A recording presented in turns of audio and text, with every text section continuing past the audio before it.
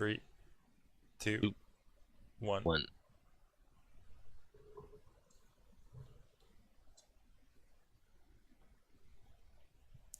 You are listening to the Overwatch Rundown, a weekly podcast covering the latest in esports scene of competitive Overwatch. Today is March 11th, and we are covering Week 3 of Stage 2 of the Overwatch League.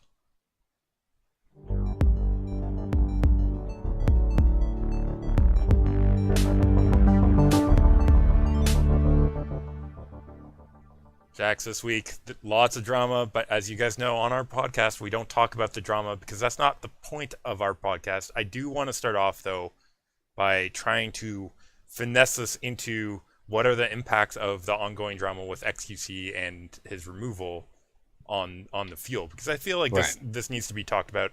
Listen, there are tons of posts about everything going on with what he said, what he's done, and everything like that. But I wanted to bring this back into impacts on the team and impacts on performance. I mean, that kind of eats into part of our featured game of the week. But immediate impact with XQC out, that means Coco's back in his main tank, right? Is that? I mean, that's what he's there for. That's what he was main tank of Envy Leplos. He was original main tank of Dallas Fuel. So if you lose one main tank, you bring in your second main tank until OGE arrives from Korea, which he was picked up earlier this week. So we already knew the transitions were being had because of his arrival, or sorry, his signing was a clear indication that they're going in a different direction prior to a lot of this business that happened.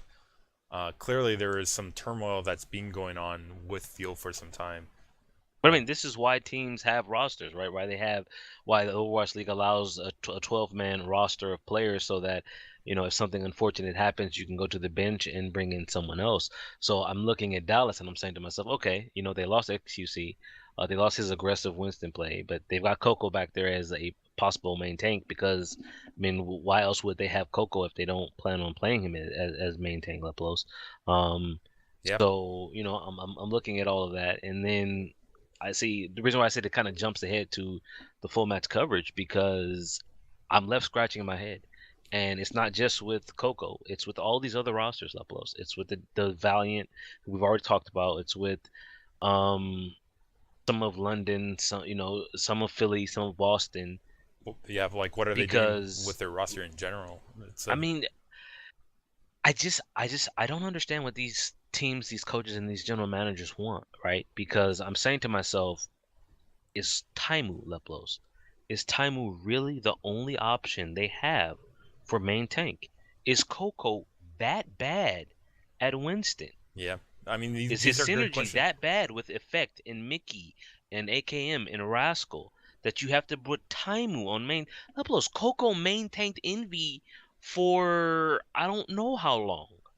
And I think by his comments too, you can judge for yourself whether, you know, he's a pretty mellow guy overall, like not too extreme, at least when he's on stream. And I'll come back around to that in just a second. But he definitely might not be the best shot caller for them, and that's why they went with the Taimu situation. But with the comments that he had said, it's clear that he's unhappy with the direction that they took starting the Overwatch League, and maybe there's some ego at play. There's definitely ego at play. There always is with high level players. The thing for me, you have to do that, right?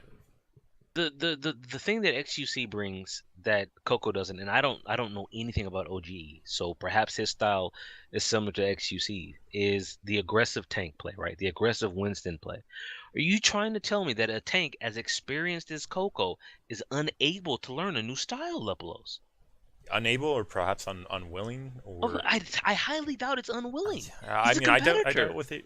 I doubt it too. But listen, we don't know what's happening during scrims. But Jax, I mentioned I was going to bring up streaming again, and this is actually with respect to Coco. Coco was streaming a lot during the daytimes, Jax. So I could tell you, he was not going to play this week, right? It was going to be a surprise if he played, because it was clear from his stream schedule that he was not getting scrim time. So he's like numlocked in Leplos. Exactly. Numlocked main tank for LA Valiant. He doesn't even get to scrim, so of course he's never going to get any game time. So why is he there? Jax, I'm not sure how much he was streaming this week, but it was definitely enough that it was clear that he was not getting a lot of time with the team. And Jax, that's free as a team. That's giving free information away to your opponents, I right? mean, you talk about free information. It's just for me, it's a waste of resources And of waste of because resources. I, I I agree. look at a team like London, right? They gave up what could possibly be the best tank in the league, um, and then they replaced them, Leplos. They brought in 2 new players, and I'm looking at what they did this week, where they used that extended roster that they had. Right, they have 2 games that all these teams play per week. One team practiced for their first game. The second team practiced for the other. Right, they used all of their players, Leplos, in their scrims. This is why you have the extended rosters. I don't understand. I mean, because say they get sick, right? Say Fate gets sick for the LA Valiant. You're just gonna put Numlocked in with no practice time? Yeah. I mean, it's definitely If he questionable breaks a ways. big toe, then what? Yeah, no, Jax, I agree with you. It's very weird how these companies are running their rosters in general. Like, this is not groundbreaking stuff to have like a second team ready to go, but to treat your players that the way that they have been doing has definitely been sort of weird, right? Because it's one thing to say we have an A team, we're going to play the A team, but to have that A team and then not have a plan for your players that are on the bench in case of a problem or a sickness, as there has been multiple cases of so far within what 7 weeks, 8 weeks now of Overwatch League. There's already been multiple cases of sickness and people either having to show up in the case of like I think it was Logix, if you remember, for Mayhem, had to play through it. In other cases, they've just had to go on. So you've had a tank on NYXL playing I support, right? These I are just I just put a link in the chat here. I haven't read it. I opened it a few days ago when it first went up. But cause the title caught me. yeah, These coaches aren't trained to be coaches. I do plan on reading it at some point. It's still open in my tabs, right? And when I saw the title, that it hit with me because it's absolutely correct, Lepelos. If you take someone like I'm just using Kai Kai because we're on the Dallas Fuel and he's been getting a lot of press right now. Perhaps he did get training before Overwatch to be a coach. I highly doubt it. If I'm wrong, then I'll eat my words, but I highly doubt it, Lepelos. Coaching is more than having a game understanding. It's more than being able to watch film. You have to be able to manage the people that are on your team. You have to be able to manage the egos and the personalities. And I don't think they have it. I don't think a number of these coaches have it, Lepelos. Because yeah, if they did, we wouldn't see some of the things that we're seeing right now. yeah. I On the mean, flip side, though, Jax, if I can say, then at least what we're seeing is a pure sense of teamwork out of the teams that can get their stuff together, and like something where they're getting along a lot easier amongst a team without that external influence of like a coach supporting them in that way. So I agree with you. These coaches are having troubles, and it's on a number of teams, but some teams aren't seeing those troubles, at least not visibly. all right. But management of people, Jax, if we're talking about management of people, uh, listen, there's a lot of trouble with the Overwatch League and management itself. I mean, just this week, there's so much up in this drama right now that the one thing I do want to mention, aside from the specifics here, is the disciplinary committee, Jax. There's no clear signs of code of conduct. Everything is sort of wishy-washy, and there's no pathway to repeals or appeals or any clear indication about how to deal with anything. As a There was player, another when the news broke about Taimu getting fined and Silk Thread getting fined and Taerong getting fined and XUC getting suspended and fined, there was a thread on Reddit that said Overwatch players need to unionize. I mean, it's not going to happen, but they're right now Blizzard is it's in Blizzard We Trust. And this would be what in Blizzard We Trust yeah, part 6 eight, or 7 right seven, now. seven, and we'll go And with if I'm seven being this time. perfectly honest, I don't have much trust in Blizzard. I look at what I like the tweets that I've seen. It's not even from players, from their owners levels. Jack from Cloud9 of the London Yeah, Spitfire. He's like, well, this doesn't make sense for Profit to be fined $1,000 and have the same punishment as some of these other things, like say what happened with Taimu.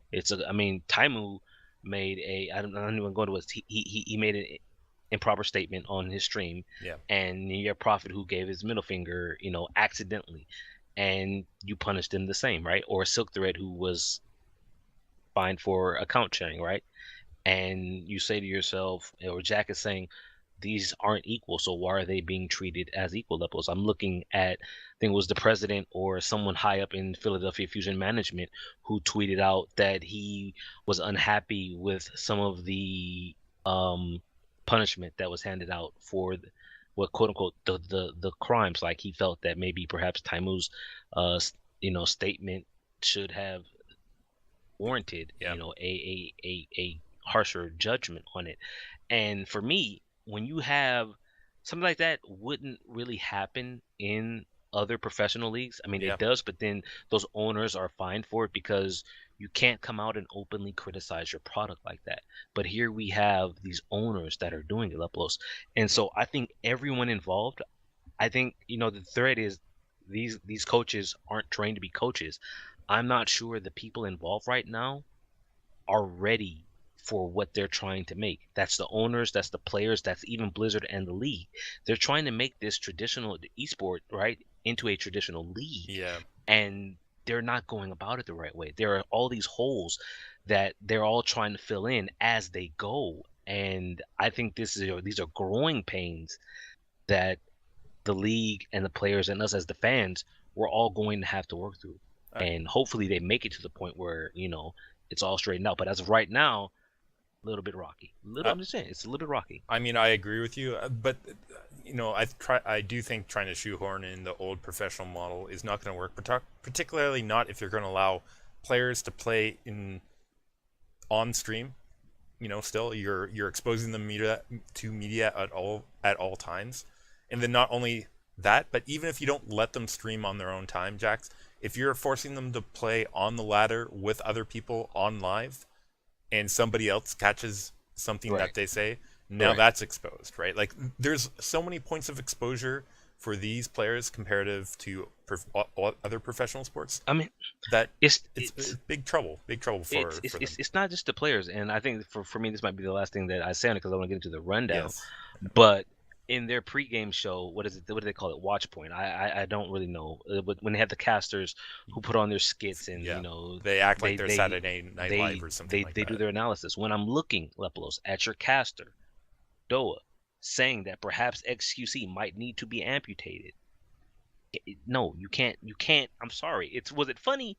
Yes, but you can't hit XQC with part of the thing that he did wrong was him criticizing casters, Leplos. Yeah. When they just did this on your own stream. Yeah. You can't talk about it because what happened? XQC did in fact get amputated today. And Absolutely. That's not something that you and I, we can say that. Yeah, we can say it. This We're not beholden to the league. This is why we have our podcast where we can I can literally say Jake is bad at Tracer and they need to stop running him, right? Yeah. You won't hear that. You won't hear those exact words. They'll beat around the bush on it. But here, when they did, you can't just treat XUC like that. I'm not even an XUC fan. I did not like that. Yeah. I did not like that. Yeah. No, I'm not agreeing with everything XQC did. Maybe if his Winston play is bad or something along that, then criticize his play. But to say something like that, and then for the league to come at him like that, saying you can't say what you did about casters, it doesn't work like that. That's hypocritical. But maybe one of these days we'll get Nate No Numbers Managers on the podcast levels. Maybe he'll answer these questions. He won't, but it's a maybe. Yeah, that's true. Of course, there's going to be a lot of other discussion around not only the Overwatch League, but I think other media sources will probably pick this up. A lot of growing pains, though, dude. It's just, I think they all expected it to be fine, right? They expected, okay, we signed these contracts. We got this Twitch contract. Dallas has this Jack in the Box contract. Everybody's happy, right? Everybody's good to go. Gamers are never going to tilt, like Jax. That. Like, come on, like really? That. Like, here's the thing. Like, honestly, if I was running one of these teams, I'd be like, how much do we have to pay you to not ever stream? Like, just don't ever stream. Because, listen, that's a huge part of the issue. Because you're just, whatever. But see, they don't want that though. I specifically remember, I know. When Reinforce was with Misfits back before they were Florida Mayhem. He said, it was a tweet I read, or he made a comment somewhere that said, basically, he said his contract said he had to stream. he has to promote the brand, Lepolos. They want you to promote the brand. They want you to do it in the right way, though.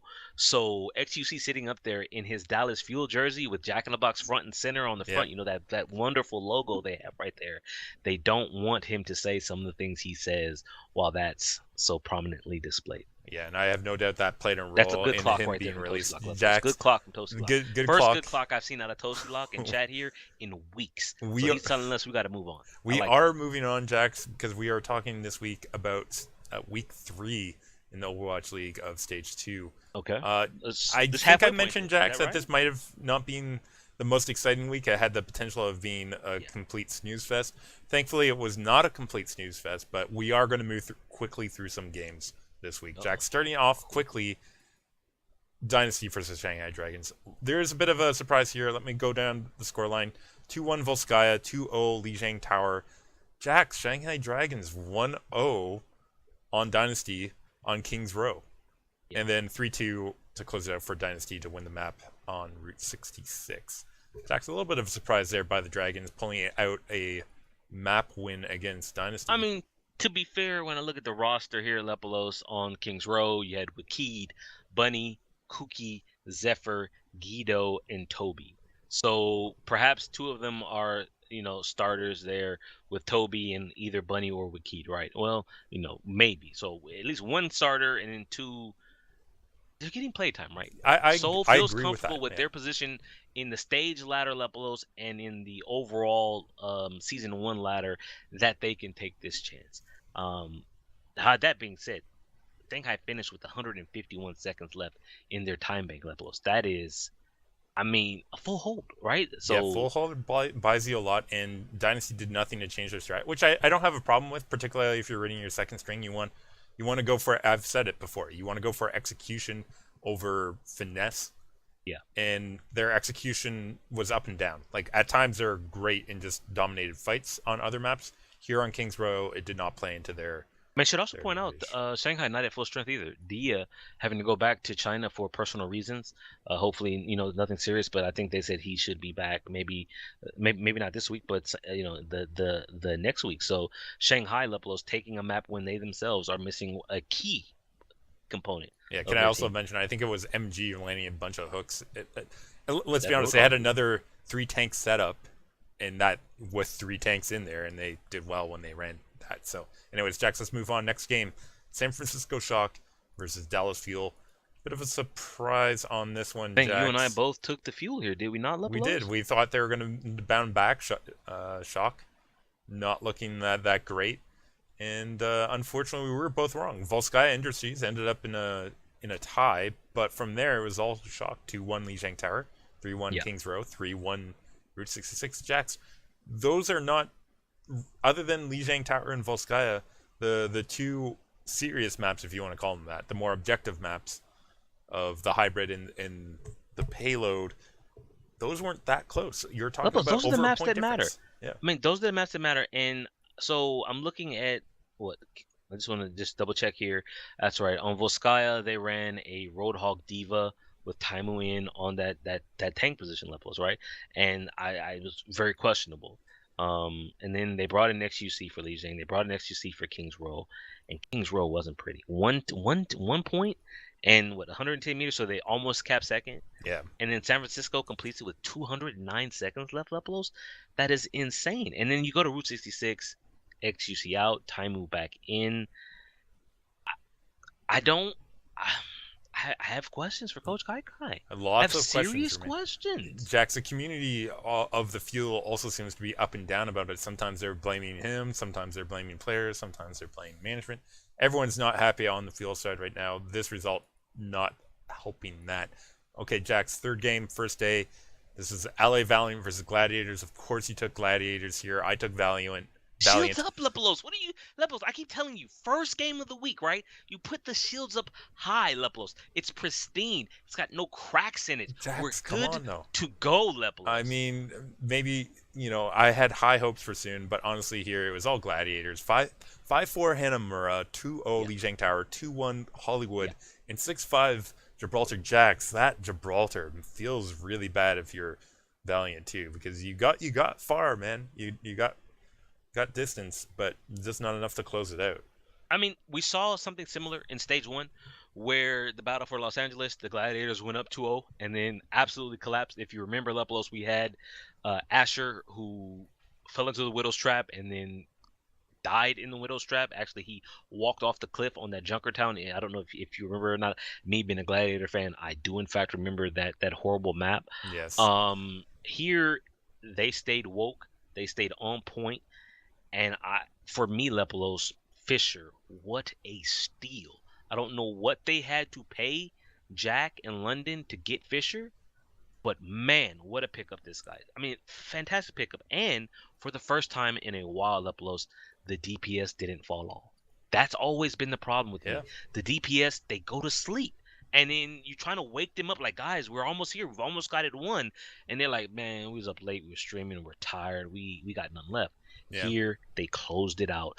And Lepelos, I'm looking at the Valiant now. I've got similar questions for their coach, right? Where's Grim, Lepelos? Where's Agility, Silk Thread?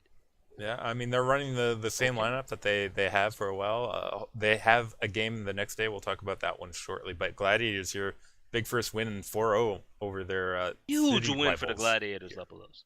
Jax, let's move up to day 2, though. First game of the day, Fusion versus Dynasty. Not a big surprise to see Dynasty take this one. Rundown of the scores: 4-3 Volskaya for them, 2-0 Lijiang Towers. Philly able to get Kings Row with a 5-3 scoreline. Jax, again, Seoul Dynasty's having A-point struggles there on their second attack. And then Dynasty shut them down hard on Gibraltar with a 1-0 and a rather embarrassing way to close out the series after some potential out of Fusion here. It's Fusion, Jax. It's Fusion. They have potential, but they have problems. They're running EQO in this game, Jax, and they looked all right with him, but maybe not as dominant as when he came in 2 weeks prior and impressed everyone. One Lepelos, they had no tape. You didn't have tape on EQO. Now there's tape out there. Yeah. But then, as Reinforce often points out, it's between EQO and Shadowburn. They're both top tier Genjis. It's the style changes, right? Philly plays differently with Shadowburn, who's might be more patient. Well, not might, is a little more patient with his Genji play. And the thing for me, why no Shadowburn? Why not try him at any point, Lepelos? I mean, Volskaya. Okay, looking at here, right? 3-3 on Volskaya. It was close, right? Li Zhang, 186, 121. Okay, and then Kings Row. They win Kings Row, so they're saying, okay, the first 2 maps didn't work, but now we're into the payload and the hybrid, and we're getting a win. But then I go to Watch Point, and you're full health, and inconsistencies, Jack. That's all I can say. It's inconsistencies, and then it's also me saying I wish teams.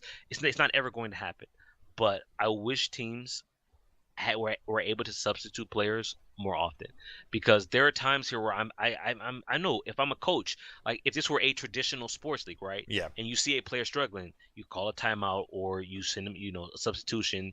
You're like, okay, just sit down. You got to cool out. We're gonna bring in this guy. Who knows what could happen, right? Yeah. And here I'm looking at this and I'm saying, the first map, you have a strategy, right? So you stick with it. You have EQO in. You're like, okay, we didn't win, but it was 3-3. We kept it pretty close. And in the second map, it's King of the Hill, and it's like, I don't know. But then you get to the third map, right? And you're saying, we see our strategy worked, right? We maybe we should have substituted, but we didn't, and now it's working. And so you're saying to yourself, our plan can work now. And then you get to Watch Point, Lepelos, you're like, damn. Yeah, they were shut down full hard. Held. And maybe that wasn't a surprise though. Fleta, Widowmaker, Jack's really good. I mean, Lepelos, he's up there for MVP of the league. He's with doing, someone like Jake Jonak though. But that's a whole other thing, isn't it, Jax? But it's Fleta. Like, I mean, for the thing for me is I'm waiting. I've seen teams shut down Soul, or Soul actually beat themselves more than anything else. Yeah. I'm waiting for a team to shut down Fleta. Or maybe they don't have to. Maybe they can just shut down Soul as a whole, and then Fleta, as good as he is, will be ineffective because this team is ineffective. But so far, no one's got him down, right? Yeah, not in stage 2. Not in stage 2. He's had his way. I agree with you, Jackson. More flexibility would be nice. I'm just going to remind everyone that coaches have to pick before the end of the first round. That's dumb, Lipolos. That's dumb, So dude. when you talk about reacting, it's even harder Lipolos, there is because they a have to react 2-minute, before. 2.5-minute break between each map, right? You play the map, like, okay, I do want, because, say if it's an attack on Kings Row, right? You're Yeah. saying you're not sure. But then after the second half of Kings Row, you're like, okay, I know for sure what I want to do. But it's too late then. It's That's too late. dumb. Yep, That's dumb, dude. I agree with you. That's dumb. I personally think you should have like 30 seconds to decide, and the opposing team should have 30 seconds to decide based on the away team's selection. No, Anyways, Jax, let's move on. Second game of the day, I said Valiant had a second game. The next day, hilarious scoreline here between Why are they Houston and back-to-back Valiant. games, Lepolos? Yeah, days. There was not quite back to back, not quite as bad as Boston has had it now for 2 weeks in a row. By the way, we've mentioned that previously. But here, Valiant, 2 games, 2 days, lost one 4-0 to Gladiators. Here, Jax 4-0 over Houston in order to get the victory. And if I'm pulling this up, we both had Valiant on this one because reasons. But let's just run down the scoreline because I think that's pretty funny too. Every map went 2-1 for Valiant. Every map went 2-1 for Valiant. And other than Lijiang Tower, which is a close 2-1, you're talking about maps where Houston couldn't make either the second point of Volskaya, couldn't make second on Hollywood, and couldn't make second on Route 66. That is a struggling offense. Soon. Soon. It's as simple as that. Soon is playing as good as he was back when Rogue first arrived on the scene. Where was when he? They pulled up the all-French roster, Lepolos. Soon is playing out of his mind right now. I needed him versus Gladiators, Jax. He was asleep, though. He was asleep. He got shield bashed across the head and knocked out Lepolos. Brighette's not even in the game yet. To do Tracer-like things. But let's be real. You and I both know we have pretty strong opinions about quote how strong Tracer is, or overpowered Tracer is, Lepolos. Right now, Tracer is a must-have on a lot of these maps. And as I look at the Houston Outlaws, they don't have a tier 1 Tracer, Lepolos. I mean, perhaps that's Mindo Kusai.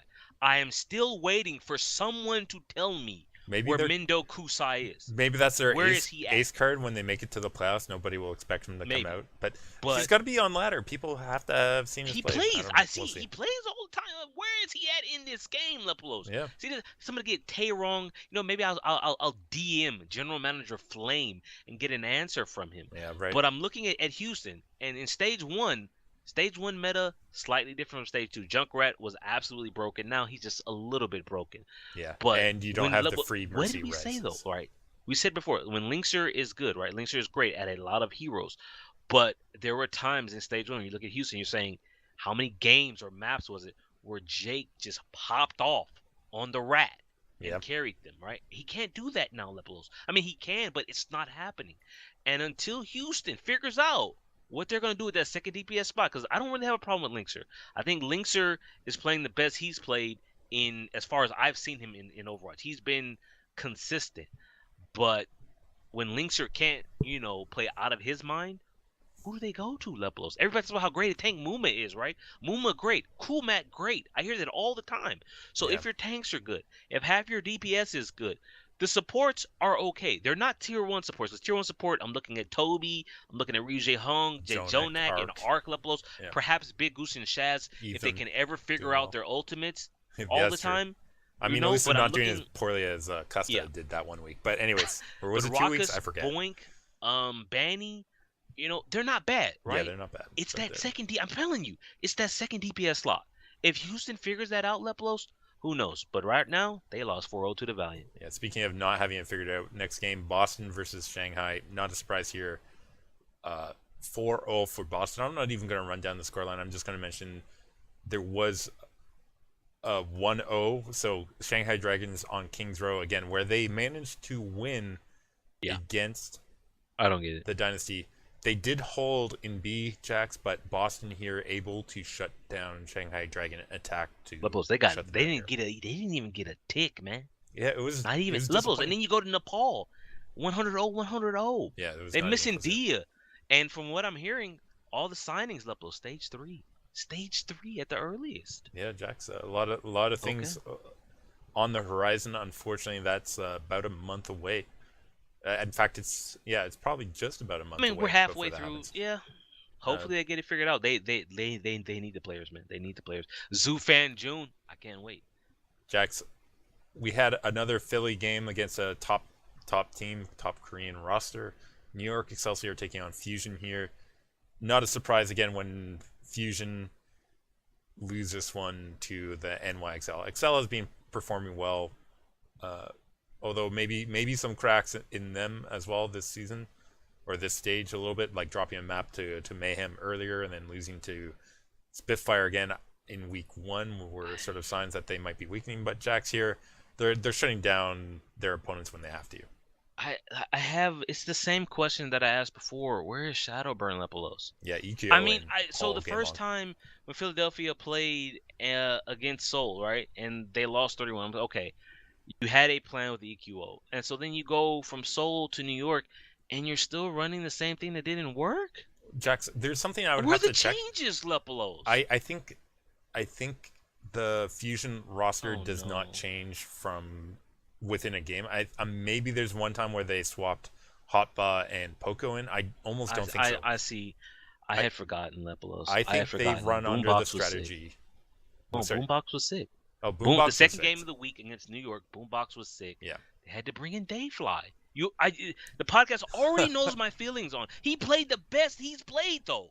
He played the best Yeah. he's played. Jax, But we can't Lepos, blame you're Dayfly putting here for this Dayfly one. up against Jay Jonak. I mean, come on. Do you Dayfly. think Boombox would have compared to Jay Jonak? Jay Jonak's been going Boombox from off. season 0 of Contenders could hang with Jay Jonak. I mean, if he was That guy killing, was a but Zen if monster back in the day. everyone was playing like that season 0 of Contenders, Jax, but I think people are playing better and he can get away with what he used to. Anyways, here 3-1 New York Excelsior. Philadelphia winning. The good thing about Philly here is they stayed poised enough to take Route 66, which was the fourth map, to not get themselves 4-0'd.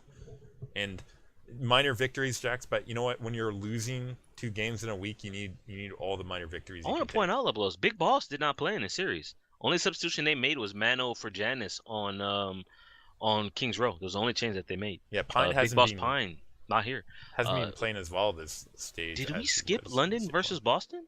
Uh, Game one? I believe we did. I do believe Okay. I skipped right over that because of the double header between Boston, Jax. I was done talking about Boston, but I forgot there was a Boston game. It was the first game of the third day. You're right, Yeah. Jax. Listen, we don't have to talk about this one long either, though. It's another 4-0. It's a 4-0 for Spitfire over Boston here. Boston trying to make a fight of it, but it wasn't. It was a comfortable win. I'll put it that way. It was a comfortable win for Spitfire here, as they managed to take Hanamura, Nepal, or Hanamura was what 3-2. Yeah, Hanamura was 3-2. Nepal was 2-1. Boston took that first map, and they played them really close, right? But again, it's King of the Hill, and if there's any map that I'm not surprised if the team takes off of London, it'll be Koth here. So them being pushed to a third map and going 199 in 2 of the 3 stages, no surprise at all. That blows. A little bit of surprise on Hollywood though to see mistakes come in for Dreamcasper, because what did we say, right? At the end of stage 1, we're all saying Dreamcasper out of nowhere, Leplos, like putting his name in for MVP on the outside, and then you come into stage 2. What's Dreamcasper done? Has Yeah, he impressed you with his play? I mean he's certainly not getting the freedom that he used to, and I think that's clearly affecting his probably stats and play as well. Because he's found People out get the tape. They they figure get the him out. tape. I talk about people. I say they haven't shut down Fleta, Yeah. right? Not yet. Dreamcasper, they found him. They figured him out. EQO Lepolos, 2 weeks, and now EQO kind of found out here. So for Boston, and then there's rumors out there from some esports reporters, Lepolos, some turmoil in Jax. Boston. But Yeah, I mean that We'll see. that might be drama, that might not be drama. We have to wait until to anything to shake out of that. But yeah, I mean if you want to speak about that, Kamsu not in Jax. I don't. He's I think they said there was they a said I mean, the organization said personal issue. I yes, don't know what that means though. exactly. So either way, Callius was playing, so you could argue maybe not their best tank. And Okay. I'm gonna give Boston a little bit of support here in the sense that they made it close. They gave themselves second attack opportunities a number of times. Like I'm talking of Hanamura and Hollywood. They give themselves position to get more points on the board, but then couldn't defend against the London attack. So okay, so here's the thing though, Leplos. I'm looking. I just glanced at the table right now for stage 2. Let me just point something out to you. Boston in week 1, stage 2, they lost 0-4 to Philly. They lost 0-4 to Houston. Week 2, stage 2, Leplos. Boston beats Florida 4-0. Boston loses to New York 4-0. Week 3, stage 3, Leplos. Boston 4-0 Shanghai. Boston loses to London 4-0. Anytime they play anyone worth a damn, they lose badly, Leplos. Yeah. No maps. Not a single map against any of the top half of the league. And that's They're where 2-4-0s, Leplos. Florida and Shanghai? Yeah, and that's where I That's return gotta be to. concerning. I would agree with you, and that's where I return to Philly's game, which was the game that followed. I mentioned where they managed to take the last map in the set, even though they had already lost. Again, they didn't get a win off of it, but the fact that they can take a map off of them, they even got a map off of Dynasty. Boston is in third. They're third from bottom, below Shanghai and Florida. Though to be fair, they've played some of the upper tier teams, so okay. So we're just going to mention quickly because we'll come around to predictions at the end of the podcast. But next week, Boston plays Fuel, and they play Valiant, right? So pretty big games. I don't think last they beat week. I mean, it depends on what Valiant team shows. Exactly. No, and we'll what Uprising. We'll get to that. Okay. And final week is Shock and Gladiators, Jack. So you're talking about middling teams. So. Gladiator. Oh, never mind. No, I'm getting ahead of myself, Level. I'm getting ahead of myself. Let's keep rolling here. We still have an important game that happened. It was possibly going to be a future game of the week. It was actually Mayhem versus Houston here, Jack. No, dude, who cares? It's Florida. Who cares? Although I did see, what's his name? Was in the audience with a trench coat. Zappis. Zappis. Yeah, he showed up. It's sort of creepily. Assassin. Yeah. He's in town. Okay. Okay. Yeah, he's maybe his presence already making an impact. The Florida feeling the heat. You could say a little bit of people showing up and maybe taking their spots. You do know that the Miami Heat own part of the Misfits / Florida Mayhem team. Never mind. Go ahead. Okay. Anyways, here we are. Florida taking the first 2 maps here off of Houston on Hanamura 4-3, Lijiang Tower 2-0. Jack Houston immediately into a bad spot. We've mentioned Houston being a little bit weak this stage. I'm very concerned at this point. I mean, see, the thing is, Hanamura is okay. I personally want to just write off 2CP and King of the Hill, but I can't because it's a part of the game. It's a part of the league. Them dropping these maps is 199, 199. That's just, isn't it? Yeah, it is. They're so inconsistent now, Levels. It's like they want to get branded with the Overwatch Rundown middling tag for whatever reason. They played so well in stage 1, stage 2. Junkrat nerf, Mercy nerf, Lepelos. You have to be able to flex on these other things. So they go to Hollywood, right? You start to get into the hybrid and the payload. That's where the bread and butter is at, Lepelos. And what do you see? Houston Outlaws start to turn it around on Hollywood. Yeah, 2-1 there. Gibraltar, similar story. They managed to close that one out. Game 5. 3-2. And here we are, Alios Jacks. Second time around on King of the Hill. They managed to close it out. 2-0 here to take the game. Florida very close to getting the first win of the stage for them, I believe. Yeah. Unfortunately, not getting it here against Houston Outlaws, but it was close. They could have had it if they had a little bit more closure. Although the payload levels, it just wasn't there, man. Like I remember watching this game and it was Logix versus Lynxer at time on the Widowmaker. I think it was on what map was that? Oh my goodness. I don't remember what map. Did they play Watchpoint? Yeah, they did play Watchpoint. It was the Watchpoint, man. Yeah, the map 4 there, and I'm looking at it, and Lynxer was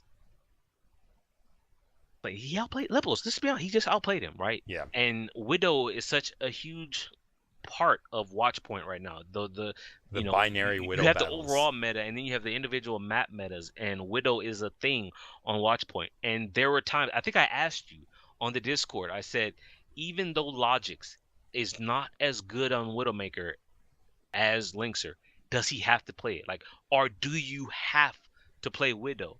And as soon as I said that, he goes and gets 2 to 3 kills, right? Yeah. And so I'm saying to myself, is that why she's a must play? Because at any given time you can just pop off like that. But over the course of the entire map, Lepelos, Linkser completely dominated him on the Widowmaker. And that's what makes a difference. I mean, that's like if you only have Tracer 1v1s and one Tracer's a better Tracer, that team almost always wins, right? So that's the point where we're sort of at with the Widowmakers as well.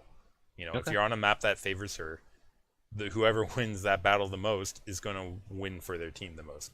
I think that's where it's sitting at. Jax, let's move on. Final day, first matchup. We have London taking on Gladiators. You picked. I'm worried about the Shield Lepels. I told you that first game of the week, the Gladiator Shield is real strong. Second game of the week, man, it's got a few cracks, Lepels. I mean, I would say you picked correct with me on the Spitfire, but a little bit of surprise here, Jax, right out of the start. Volskaya Industries, Lijiang Tower, Kings Row. Jack, 3 maps in a row going Gladiators side. Shields 3-2, up, 2-0, 3-2. I mean, Shields up, Lepelos.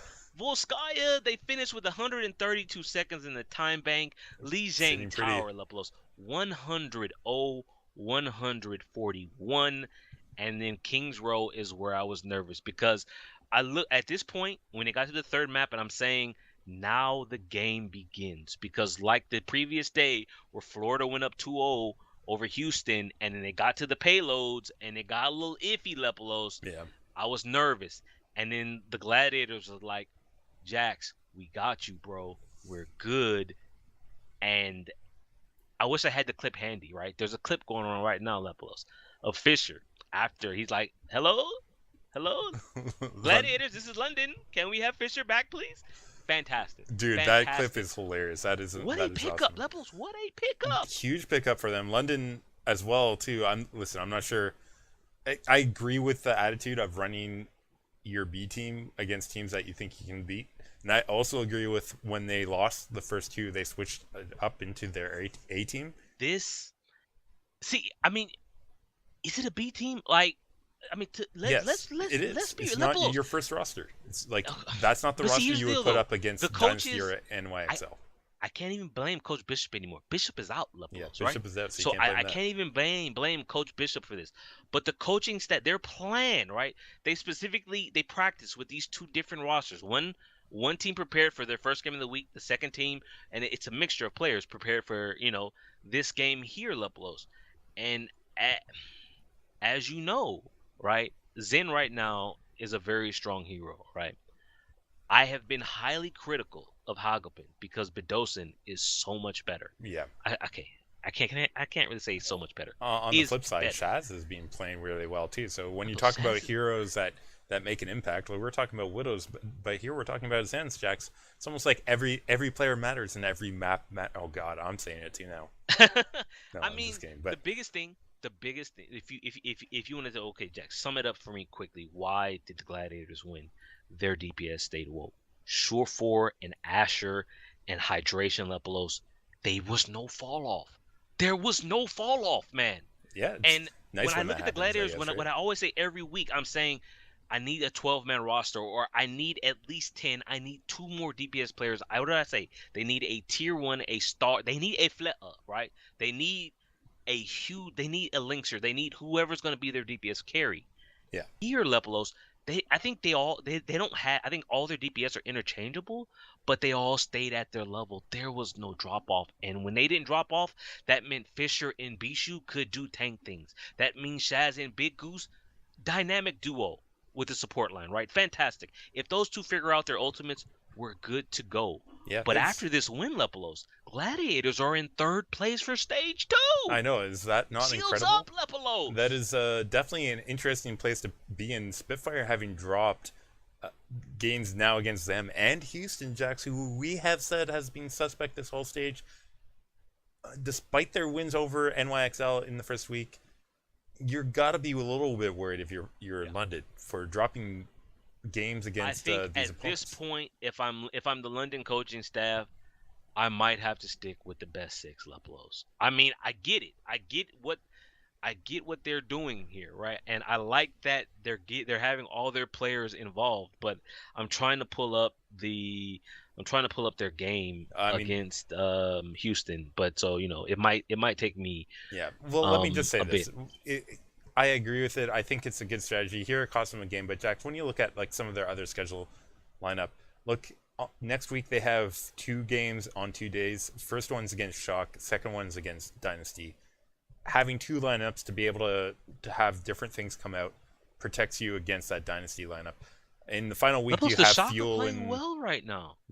yeah, but like, do you think B team of London well? Like, anyways, Jax, let's go ahead. If we're talking about the Shock and how well they're doing, let's talk about them taking on Okay. NYXL. Yeah. And how that did not go well at all for them. This is a 4-0, 3-2 Volskaya Industries, 2-0 Li Chang Tower, 3-1 Hollywood, 3-1 Route 66. Feels bad. Brutal showing, unfortunately, against the upper tier team here by the Shock. They still have a level of polish that they need before they can. Here's the deal. Level of polish, but when you look at the top teams currently right now, right? Yes. You're looking at Seoul, New York, London, and yes, London lost, but I can't believe I'm saying this. The Gladiators, solid tank play Leplos. So, I mean, these teams have no drop off, but really, I'm looking at the tanks and the support for San Francisco, and they're not there. Nomi and Nevix Leplos not there. Sleepy and Dak, I'm sorry, they're so far behind. If you take Ark and Jay Jonak, right, like you did here, Leplos, they got dominated. Did you see the stats that came out of Jay Jonak for this series, man? Hey, he could have been another DPS. Leplos, he's a monster, dude. Yeah. And I'm looking at this and I'm saying to myself, well, the plan for San Francisco is stage 3, where they get 150K and they get super, and then they can really start putting things together. But it's not enough, Leplos, unless there's a massive meta change. Sleepy and Dak, they don't have what it takes to make it in this league. I can't. Okay, I said it. I just put it out there. When you put Sleepy and Dak Leplos up against all the other support duos, you think they can hang in the playoffs of Overwatch League? No. Well, they can't get there even in the first place, right? That's what they're struggling with. I can't put it only on them. I mean, I do look at the tank line of Shock, and I'm also a little worried. Questionable, highly questionable. Jackson, but I think we're hearing that Architect is. Was it Architect supposed to be going to San Francisco? They do have some according to the reinforcements arriving. That is true. We'll see what comes of them. We'll see, dude. That's all you can do. All you can do is wait and see. But I'm looking. Those of you Shock fans, your local team, San Francisco Shock. I have some concerns. Leplos. Jack, speaking of concerns, we're up to the final game of the week, and it's 2 teams with plenty of concerns on their minds these days. This is the Mayhem versus the Fuel.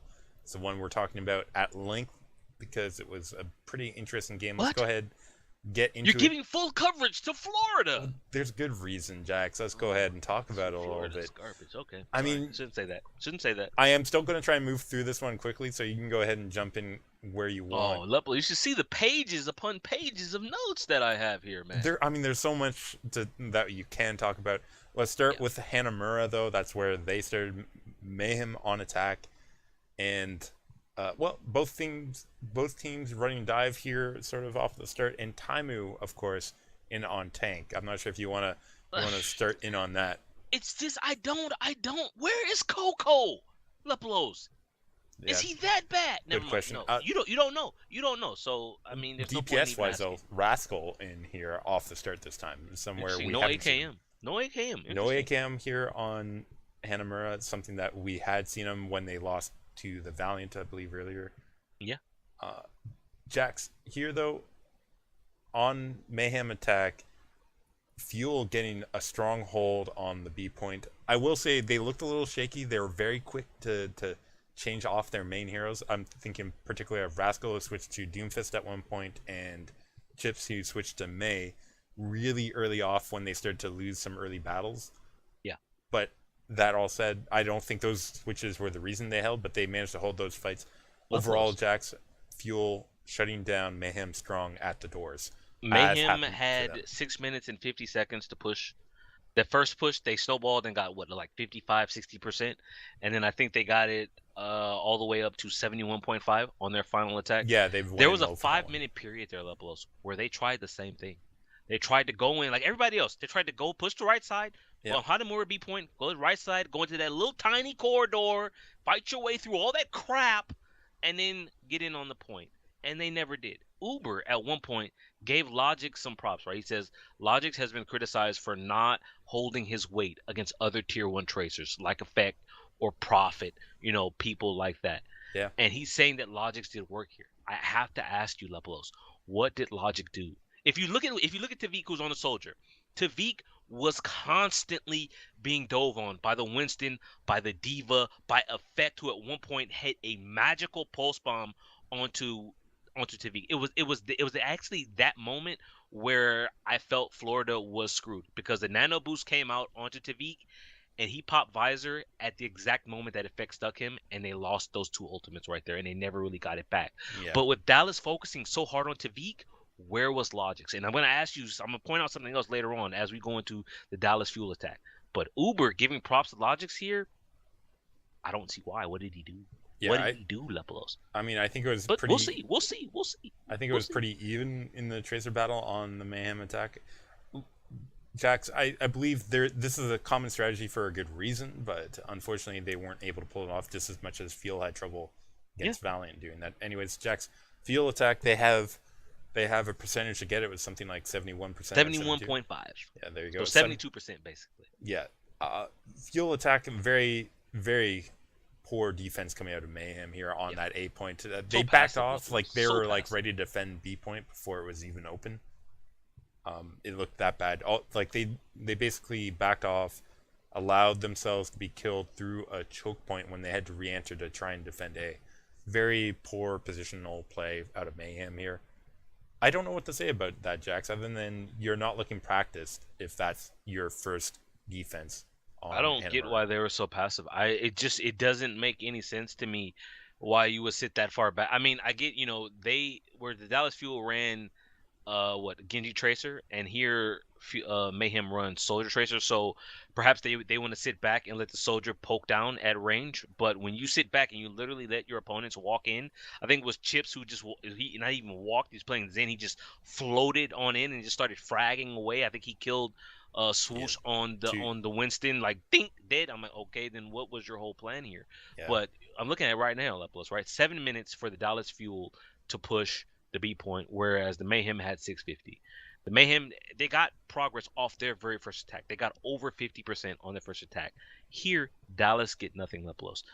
They stick with the Genji Tracer till about the 4-minute and 30-second mark, I think, and then they still got nothing. So Rascal, he goes Soldier. So now we're at a point, Lepelos, where both teams have switched off their Genji Tracers to a Soldier Tracer. The other change that Dallas made was Harry Hook went Mercy, Lepelos. It's a key thing because as you go on, right, you're going back and forth. Dallas struggles like Florida did, trying to get through that right side. I don't know why teams don't try anything else, but they tried for 6 minutes to push that right side. With 1 minute and 10 seconds left, you know what happens, Lepelos. Effect gets both supports, both of them. Backline gone for the Florida Mayhem. Logix did get Rascal. He hit him with the pulse bomb. But you know what happened? Harry Hook says heroes never die. And he revives him. He gets revived with Tactical Visor. Tactical Visor with no supports on the other side because Effect has already killed them. And from there, Lepelos, they cap it out. Yeah, I mean, it was an excellent play. Everything came together as you need to. But this is sort of how 2CP breaks out. In general, right? You get your moment and you take it and you leverage that all the way to the end, or at least a tick. Here, I take you back to what Uber said about Logic's hanging, pulling his own weight against other tier 1 tracers. Yeah. Remember what I asked you? I said, where was Logic's while Tavik was getting dove on? What happened here? Rascal got dove on. What was Effect doing while they were diving the front line, Lepelos? Effect says, you want to go for Rascal, that means your back line is open. I want both your supports. I'm taking both of them. Yeah, it was... He got it done, dude. Yeah. Logix never did that. And here's the deal. I'm going to give you a stat here. Make sure that I have this right? Interesting stat here. Per 10 minutes, Logix died the most on Tracer per 10 minutes. However, Lepelos, he had the most eliminations per 10 minutes. So you're saying, well, Jax, look, the numbers are there, right? Logix was getting the kills. He got the most eliminations per 10 minutes. Did those kills even matter, Lepelos? Who was he killing? Who was he focusing on? Yeah, I mean, I agree with you. If you're getting high eliminations, dying a lot, chances are I want to see finishing blows. To be honest, Jax, because that's I wish I could just go to a database or the website right now and give you a number, but I can't. You can't. Yeah, no. Blizzard doesn't give me the numbers. You know why? They no numbers and answer, Lepelos. It's a theme here. No numbers. Jax, Fuel that just really bothered me when I heard, because see, these casters are too nice. Call the man out. He's got all these eliminations. He didn't kill anyone who mattered. I mean, if you want to talk about moments, there was a moment there where Effect, I mean, he did lose the duel, but he got caught by Logix, was forced to recall, and then he went in anyways because he didn't respect Logix. Yeah, I was like, Effect, what are you doing? Yeah, no, I mean, that's a poor play, honestly, by Effect, but it shows you his confidence in taking the duel against Logix here. It's just, for me, that stood out. So the biggest differences for me was, one, Effect went in and got it done, and he opened it up. Visor came up, and they're like, support, heal, we're dead. Yeah. But we're on the map too, Lepelos, King of the Hill. Yeah, Nepal, we're starting on Sanctum, and AKM in for Rascal. Yeah, AKM coming in here, and we had the Orisa and Time Moves Roadhog on Sanctum come out, and makes the difference off the start. AKM running the Pharaoh with chips on Mercy as well. Interesting combination. We've seen it before, but it worked out here. Mayhem couldn't really do much with their 76 of Logix here against those barriers. Why is Logix on Soldier and Tavik on Tracer? They're switching things up. I guess they feel that Logix is a better 76 here. Lepelos, after the first fight, right, which they lost, they made a switch. Yeah, they did. Logix goes to Tracer, Tavik goes to Genji. I mean, they found 2 kills off of that dive comp switch, but you know, you have Mercy, so Rez immediately gets AKM back up there. Barrage trades with Manitin, or gets Manitin. And then Tavik as well, I believe, and Fuel hold on. So the switch almost paid off immediately, but not quite. 139. I mean, they took the fight. They took the point at one point, and then Dallas came back in with ultimates and bullied them right off, which is what you're supposed to do. Yeah. It's just I'm looking at this front. I just want to ask Mineral, what was the plan here? I was honestly surprised not to see Tavik on a projectile of some sort. I thought for sure it would be a Junkrat here or a Pharaoh of his own. Both heroes he's very accomplished with. When I saw him on Soldier, I saw him on Tracer and Logix on Soldier, I'm questioning, what are they doing? And then I still have these questions. But we go to the village levels. Maybe my questions will be answered, because Logix is again on Soldier here. Tavik is on the Tracer. And how did it go? I mean, it pays off well off the start. Okay. I mean, Taimu getting caught, maybe signs of Taimu's weakness as not being used to a main top tank. He's been in a couple positions where he got caught before, but here starting it off for the Mayhem. But you know, it doesn't take the whole round before Fuel can come back and get the retake here off of them. And once they manage that, they basically hold on, Jax. This is very back and forth round. Yeah. The reason why I have these questions, and I literally have a line here.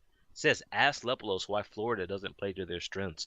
Because it's just focusing on the DPS, which is what I'm looking at right now. Yeah. I'm looking at the Soldier player of AKM versus Logix. Who's the better Soldier? Well, that's AKM. Here on this map, AKM crushed Logix on Soldier. That's absolutely a fact. If you look at the Tracer play, Tavik playing Tracer against Effect, no, I'm sorry. Tavik is a very versatile player. His Tracer is not there, Lepelos. Effect beat him here too. I don't understand this plan here.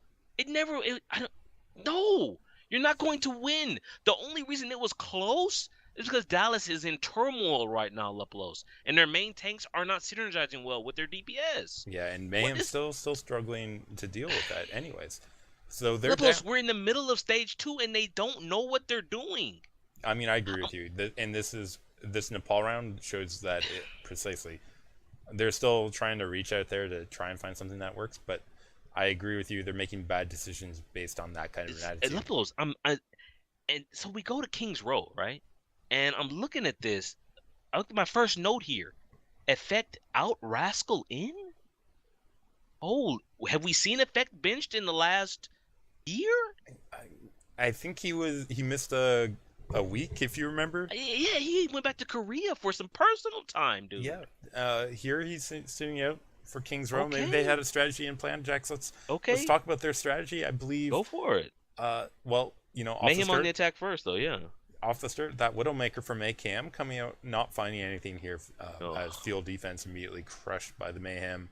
Rotation with Tavik on Genji beautiful, finding a good flank. beautiful deflect by Tavik on the concussion mine from Rascal's Rascal. Junkrat. It's like, blink, back at you, bro. Gotcha. Okay. Uh, They had what, 5 minutes and 20 seconds to push the second point? I think so. yeah, they had a pretty good time through second. I mean, I think Fuel did find a good defense early on. They had AKM switch over to the Pharah, maybe catch Mayhem by surprise a little bit there, but it didn't take long for Manitin shutting down Barrage in the final push there and shutting down the Riptire too allowed Logics to pick up some secure on the back line as Mayhem made that B point with 340 for the final phase, Jax. I think we had AKM going back to the Widowmaker levels. We did, and that Rascal was a went difference maker right went from Junkrat to Genji, so they're switching up their composition here. I mean, Widow Genji, there is synergy there. And if I'm honest with you, Leplos, my question for you: does Florida have a plan B? The reason why I ask you, do they have a plan B? Because on Hanamura, their plan was to push that top right side with the same composition for 6.5 minutes, and they didn't make it. And now, Leplos, they have 3 minutes and 50 seconds to push the distance here. They don't make it, Leplos. Yeah. They don't. AKM was left. I mean, listen, they occasionally tried to get up to him, but he was largely left to his own devices there as a Widowmaker in Jax. I know how you feel about free casting DPS. This is a prime example of why you can't leave anyone untouched, though. AKM did a serious amount of work. He was hitting shots, and maybe not all headshots. I think once he was forced, work. and I think once he was forced to reposition, but for the most part, he just sat up there and was like, "Hi, AKM, high ground, leave me alone, and I'll kill you." But what is this? 2 points, 48.94 meters, right? Yes. So they don't close it out. They don't close it out. It's just the there's no adjustments here. Yeah, I don't like not even composition adjustments. We're not talking about adjustments in terms of their approach either, and that's can be concerning. As I say, Jax, like I want more focus on execution than finessing it. So the fact is, their execution of the same plan was poor every single time. So the Fuel know what they got to do. They meet the have distance. a distance. That's a doable distance. That's all you ever really want. Okay. I mentioned plans about executing them being more important about the plan itself, but for the fans, you love what's coming out of the feel here on their attack. We're going to bring this up. This is interesting, right? So I'm looking at what the Mayhem ran for defense. 2-2-2 Junkrat Widow. I'm saying to myself, they run a defense which they themselves just crushed. Dallas tried Junkrat Widow and got absolutely destroyed. And then Mayhem run the same thing. I'm saying to myself, that's dangerous because if Dallas should know how to beat a defense they themselves have run. That's something I always zone in on, right? Yeah. Can you beat your own composition here? And Dallas Leplos, you said they had some strat here, some composition. I mean, we can't avoid talking about this composition coming up because classic Fuel at this point already to bring out a weird composition. Reinhardt, May, Bastion, of course with the Mercy supporting it as well. Excuse me? I don't even know if there's a technical term for this composition right now. Is this Presidente? It is a kind of El Presidente. This is a modified president. It's modified president. I don't know, maybe prime minister if you're from the colonies. I'm not sure. But listen. They tried some rotations, but with the May getting picked off, with Rascal's May being picked off by Logic's Widowmaker, that push ended up in a bit of a failure, let's be honest. Leplos, you say that push. It was 2 minutes. They ran 2 minutes with this bat. That's half their time. Yeah, and that puts them into an immediate problem because now you have a limited amount of time to switch and get something done. Unfortunately, they didn't get anything done. Jack, we're seeing another Dragon Blade come out of Rascal here, countered by Transcendence. You talk about that, Leplos. I'm looking, my notes say AKM went from Bastion to Tracer? Yeah, we had AKM on Tracer. Also, not finding very much against the Widowmaker. Listen, AKM also switched to Pharah as well by the end. But Fuel disaster. Can we talk about the end disaster. As well? Yeah. A bit of a longer type of fight. Trends going out on both sides. Rez coming up on the side, particularly of Manitin, to keep him or get him back into the mech, and Fuel trying to chase down some of those kills and pressure Mayhem off, step off the point, all 6 people alive, although Taimu may be like 10 HP or something like that. Taimu was Prima Raise Lepelos. He tried to push the high ground, right? He wanted to get the Widow. He forced the Widow out of her window, but then she went right back to the window after he left because he didn't get the kill. I was watching this because I'm saying they're running Mercy. Harry Hook on the Mercy. He used his revive, and there was a 30-second window between when he used that revive and when Manitin used his self-destruct from D.Va on the point to zone them out.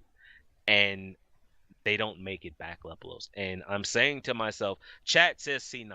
I'm saying this is not a true C9, right? Yeah. Because a true C9 means they're all running off chasing kills and they just completely forget the objective. Here, there was a bomb on the point and they walk away. However, Lepelos, someone has to die. Yeah. If you don't have a tracer who can time the blink perfectly, and we've seen tracers do that. I take you back to last week with, say, Bolby, with that 9,000 IQ play that he did to keep the payload going on Watchpoint Lepelos. When I talk about tier 1 tracers, that's the kind of thing I mean with that play right there. So if you haven't seen the clip, just look it up.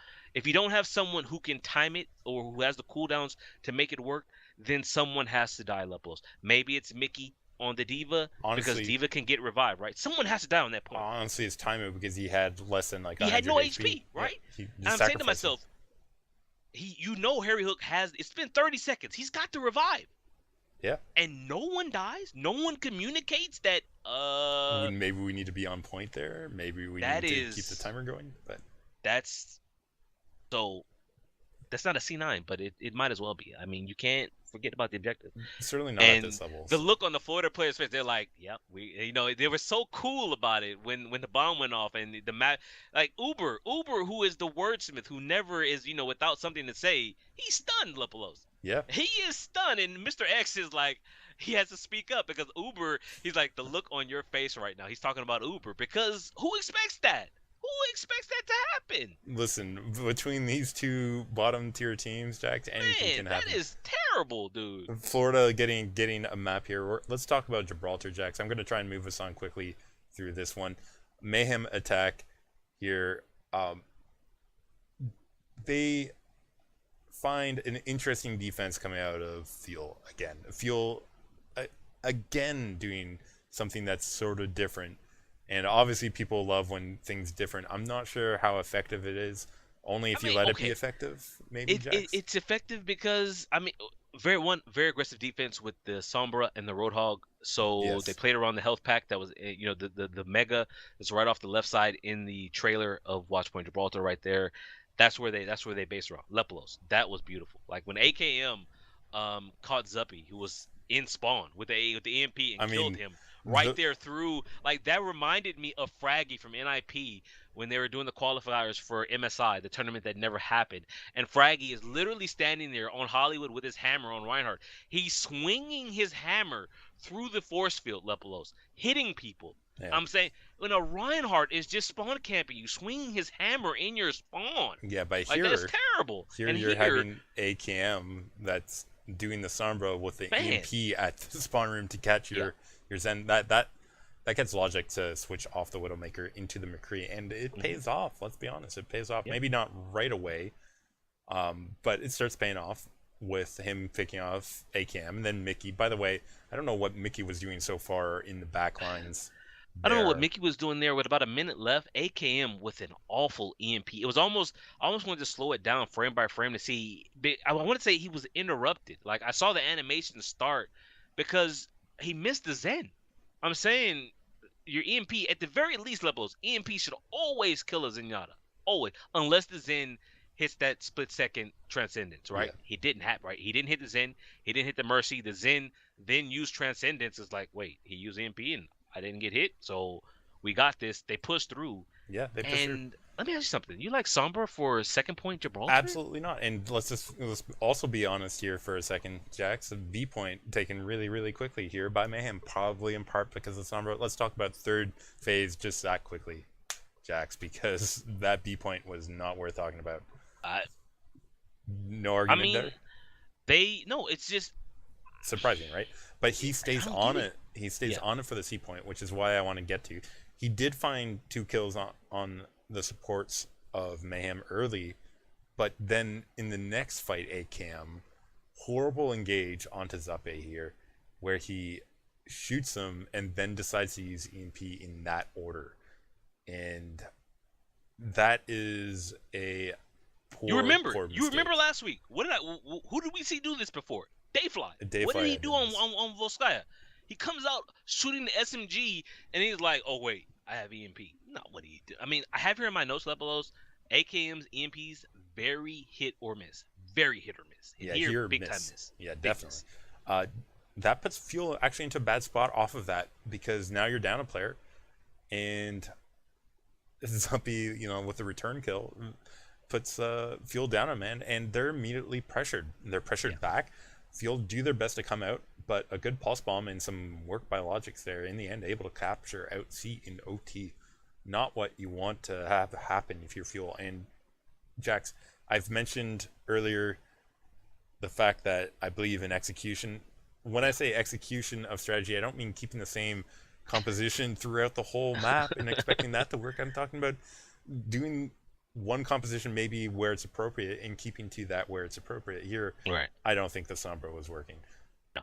I second point, Sombra. I mean, it's too open. There's too. I mean, if you can have EMP up every single time they want to push through a door, and you know where they're going to come from every single time, then maybe. But here, no. It's just no. And we look at the fuel when they go on the attack level. So they know at the very least they have to cap it out at the very least. So their tie condition is known right now. We see what 222 Tracer Widow coming from the Mayhem, and we see Genji Widow coming from the Fuel. And I take you back to last week Yep. where I had Linkser versus Logix on the Widowmaker on Watchpoint. And what happened, Lepos? Linkser crushed him, and Watchpoint didn't go so well for them. What happened here? AKM on the Widow. Absolutely rocks. Okay, here we Logics. go again. Here we go again, dude. Yeah, and I mean they get A pretty easily. 4 minutes and 50 seconds to push the second point. Plenty of time. They are held up a little bit in B, like basically like a stall from B. Yeah, but so you when have they like do get 410. it, like You have 410 for Rascal's third. play on Genji, that was beautiful to me. Rascal, it was so fluid how he just moved around the map on that weeb and was just killing people from blade into dash into blade, and the shurikens that I forget who he hit the shuriken. He hit 3 shurikens on someone long range, and I'm just like, wow, fantastic work by Rascal there. I really enjoyed watching that Genji moment. Yeah, it was a good flow moment for Genji. Unfortunately, we can't say that continues into the third phase. They had 4 minutes and 7 seconds to push the distance. Logic's here on the Widowmaker comes out again, and him and ACAM start at it once more on their Widow battles, and this time Logic's actually showing up. That said, Fuel had a tendency to stay engaged, and particularly ACAM, who just wanted to win Widow battles between fights. Yeah. And they sort of traded on those too, Jax, a couple of times. Both teams losing people in between fights. Not something I like to see, but it happened. Dallas has so much. It reminded me of their Hanamura pushes, where they have so much time to work with something, and then they just run the same thing over and over. And I take you to about 1 minute left on the Dallas attack levels, where Mickey, out of nowhere, and random 3K self-destruct. It's not random. It was level. No, don't. Man. Where it's random. You had to look where he tossed that. It was perfectly placed. Oh my goodness. Right, the Mayhem were so far back. That's why he tossed it. Right, like you saw how far back they were. On the down ramp, there's no escaping there. The only place where they could escape was into the hallway towards spawn, which they ran to, but the self-destruct was placed perfectly to hit that spot. And it hit that spot and got 3 people trying to escape. And it finally got Dallas going. Yeah. Like their final push had stalled for 3 minutes, and they're moving levelers. They're down to the end, and with about 5 seconds left, you start to get nervous because Tavik on the Tracer, he gets chips on the Zen. So Zen for me is great in overtime for the cleanup because the Discord and the damage that Zenyatta's can put out, That's another DPS basically. And the orb that he can put on your Tracer or your Genji, he tops people off and he's building up his Transcendence. So now you're missing a Zen with 5 seconds left. That's damage. That's huge. For me, it's the damage. Can I just mention that I think this was a huge positioning error by Chips to be up that far in the front? Why is he back? Yes, that's what I'm saying. Why is he so far away? Now, who's gonna protect you? The other part of that protection thing, Jax, is Mickey had launched a self-destruct. Yeah. So he was outside of his mech, and I don't like the timing of that self-destruct either. Lepelos, you don't like the timing of that. After he gets Zen, Tavik then gets Rascal. At that point, Florida is dead. Florida, except for Tavik, is dead. But what is Tavik playing? He's playing Tracer, superhero, and he holds Lepelos. He stalls the payload by himself, killing people. I have to disagree that it was by himself. Zuppe was actually there. He was sitting at 75%. Zuppe was in the hallway with it. Okay, you're right. Zuppe was in the hallway. He was tossing out damage. Like, he built his ult from 75 to 100 within that time. He had the healing on Tavik. It was the Discord as well. And the Discord. Yeah, it was a nice combo.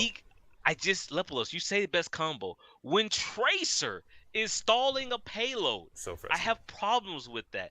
But then you are correct, because I did forget Zuppe was there, and so he had the orb from Zuppe. Zuppe, free casting Zen is almost as bad as a free casting soldier, Lepelos. Yeah. And Zuppe builds it up, but while Tavik is standing there and the payload isn't going anywhere, they're respawning. And then I said Chips went down with 5 seconds left. Then he got Rascal. And then he got Harry Hook, Lepelos. They have no supports. Yeah, they're done at that And moment. who's coming off of respawn? All of the Florida Mayhem. And Dallas is forced to trickle back in. I think Chips went Sombra, trying to get back quickly. Not fast enough. And now, Lepelos, we're going to game 5. What a story on that hold right at the end. Now, obviously, they're even if they did capture out there, there's still more to be had, but you had to feel fuel. Like, if you managed to make that point, you look at when Mickey hit the random 3K, I'm saying they got it. And then Tavik was like, I'm playing Tracer, and they didn't make it. Yeah, they didn't make it. They didn't. Okay, Ilios though, Jax. We started on well over here with Farah's out on both sides. Okay. In fact, it's not the Farah's winning at the first battle. If I'm looking at this right, Lepelos, Effect back in now for AKM. Effect out for 2 maps. Yeah. Now he's back in on King of the Hill. Effect finding work on Zuppe as well off the start. I guess Rascal as well on the Farah picking off Zebasai.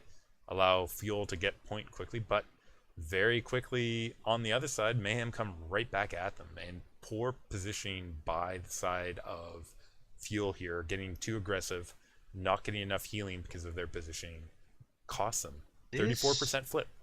Lepelos, this was that moment you're talking about, poor positioning. I wish I could see it better, because when I'm looking at a kill feed, which at times is all I can do because of the observing. Yeah, same. When Taimu goes down and then Effect goes down to start a fight, like, how do you lose a Winston and a Tracer within a second of each other? Yeah, Tracer can just recall. Winston I can understand, because if he doesn't manage the bubble and the leap, then he's got no out. But where is Mickey?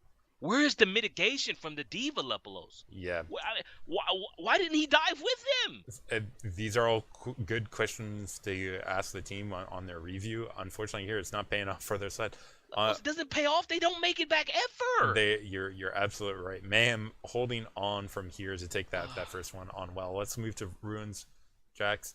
Here we're getting Widow play again. Yeah. And to be fair, again, trades on both sides. This time it's Rascal on the Widowmaker. I wouldn't say this is another 50-50, largely between the Widowmakers, I think, Jax. Which means you've got to talk about the rest of the team. And we've mentioned how important having a good tank is. And I think Taimu may be costing Fuel. Very back and forth here. Taimu was part of the problem. Lepelos, Mickey part of the problem for me. When I'm looking at some of the numbers and some of the just what divas can do, right? Well, I'm just going to take you to the last fight though. If you go for it, last fight. Okay, that's fine. Logix gets a kill on Taimu. Swoosh gets a Primal Rage kill on Rascal, and Manitin gets Chips.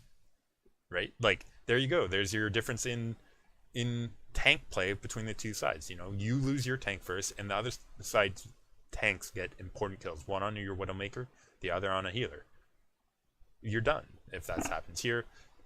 If you'll lose out in that fight as Mayhem hold on to capture the final point, 197 from there, and take the series in a comeback. Their second 5-game series of the week, this time doing the upset instead of being upset in that reverse sweep. I mean, this is what a collapse by the Dallas Fuel. Absolutely. It's What a mirroring what's collapse. happening internally in Jax. You know, they feeling good going into things, but come out a lot worse for wear. I think I'm trying to pull up his Twitter right now so I can I can say exactly what he said about OGE. It's just I don't understand Dallas. What? So they bring in OGE, okay? At that point, what's Taimu do? These are all good questions. Their management is all over the place, Jax. I don't know what's happening internally. None of us really do. Maybe XQC does. Maybe he'll reveal more things in the stream in the future for more drama, but that's not for us to really discuss here on the podcast. See, Kai says OGE brings the mindset I'm looking for to achieve success. Is that coded messages, Jax? That right brings the mindset, right? So we already know XQC's mindset is a little bit off. That's why he's no longer part of the team, okay? Yeah. But the way he says that brings the mindset to achieve success. That implies to me Coco doesn't have the mindset. I mean, I've mentioned that, while he's a mellow dude, I think he's being pretty upset with the decision making of coaching. Anyways, that's interesting. So the other reason why I'm looking at the Dallas Fuel and Taimu, it's similar to Jake, where they're vocal, they're team leaders. Yes. And I'm saying to myself, is that part of why Taimu was in, not Coco? Because they need that voice, they need that shot caller. And I sort of think the answer is yes. If you take him out, then so you're losing your shot caller. You're bringing in OGE. I don't know what his English is like. Yeah. They don't have a Bishu. Right, Fisher fit in. Why? Bishu does a lot of the translating mid-fight, right? I mean, he did even do the translating live on the interview for Gladiators too. So I'm looking at this, and if I'm a Dallas Fuel fan, I have concern. As good as OGE may or may not be, Lepelos, I question how soon he can fit in. Yeah, I don't. He might have that mindset, but does he? You don't the timing, right, that you have. And I take you back to Ilios, where you look at that bad initiation that they had on the well, where Taimu in effect went in, and they didn't go in with everybody else. That timing, are they gonna have it? No. Yeah, I don't think it's like another Fisher Jax. Let's move on quickly and talk about some other results across. What's left? A lot left. Already starting into the Contenders season 1. I believe it's called. Anyways, it's first day. Is this preliminary results? I thought we did season 0 and 1, and now it's 1 again. Is it 1 again or is it 2? No, it's 1. It's if you look. Okay, no, here it is. 2017 season 0, season 1. Now 2018 season 1. They're getting cute. This is no numbers, playing around with the numbers. Yep. This is what he's doing here. Listen, it's like they're very confused about what numbers are meant for. Anyways. No, I get it. 2018 season 1. You're right, though. It is season 1, though. Or I'm right. It's season 1. Yes. We're very early off in this. I think it's more. We've had 3 games. I guess, Jax. Yes, they started today. I think we watched. Started today. We have more on Tuesday. Yes. So the only results we have right now are 3 teams won and 3 teams lost. Gladiators, Legion, last night's leftovers, and XL2 Academy all won their games. The XL2 Academy versus Toronto Esports was actually a pretty interesting game. I caught a bit of that one. Went all five rounds. If you have extra time, if you're not watching all of the Overwatch League stuff, I would go check that one out this week. Are you finally Are you finally claiming a team now, Lepelos? No, I mean, this is Toronto. How are you not going to claim them? Yeah, right. You mean Boston in disguise, but how do you not claim? You have to claim a team, man. You can't be a no team. You can have Nate, no numbers, Nanzer, and you have Lepelos, no numbers, no team. Come on, man, you're killing me. Toronto is your team. Well, how many Canadians do they have on the Toronto team? Yeah, do they even have any Canadians on Toronto? I don't know anymore. Yes, the coach. The coach is Canadian. Well, there you go. I guess you have to have some presence. I believe that's a requirement by law. No, I Well, they honestly have don't. 2 Americans, 3 Koreans. Oh, they picked up Cruz.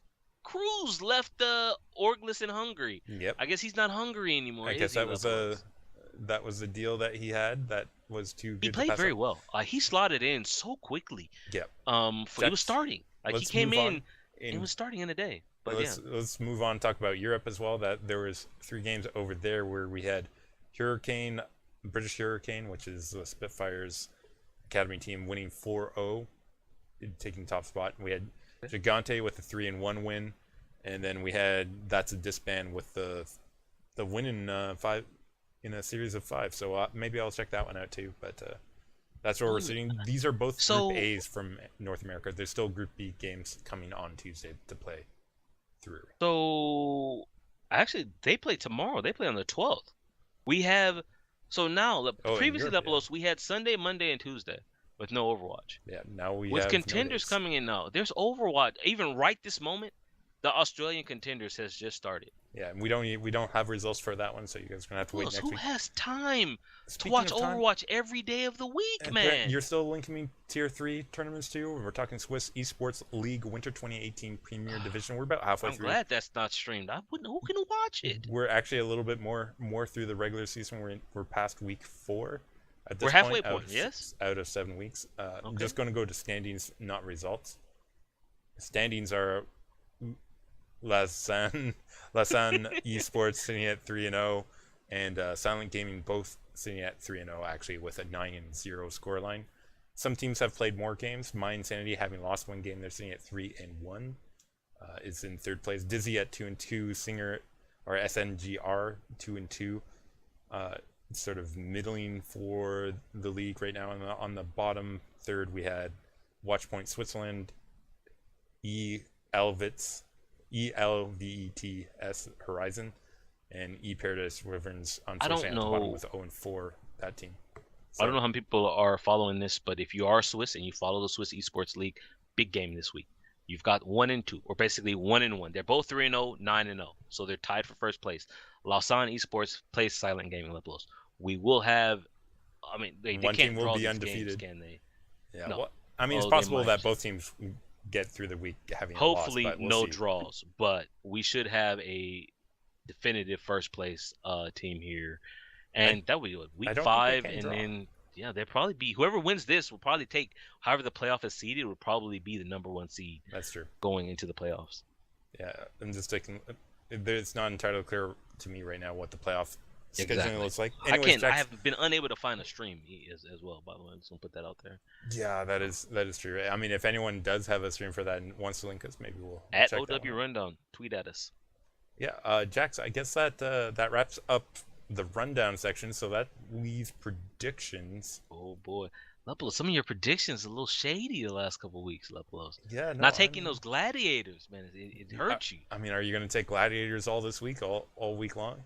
We'll see. We'll see when we get to it, won't we? We'll see, Lepelos. I mean, are you ready to go? You ready to start out here at Boston versus Dallas?